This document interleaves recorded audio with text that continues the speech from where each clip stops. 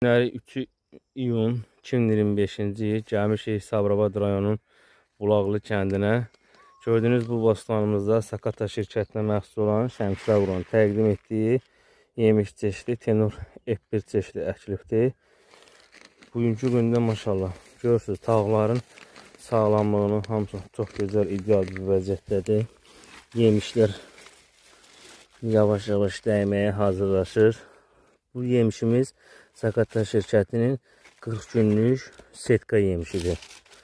Maşallah forması, hamısı məhsuldarlığı çox gözəl, ideal bir vəziyyətdədir. Allah xeyri bərəkət diləsin. Əvvəl yemiş yetişməyə başlayarkən bu qaydada olur. Sonra bax belə codarlaşır. Allah xeyir versin.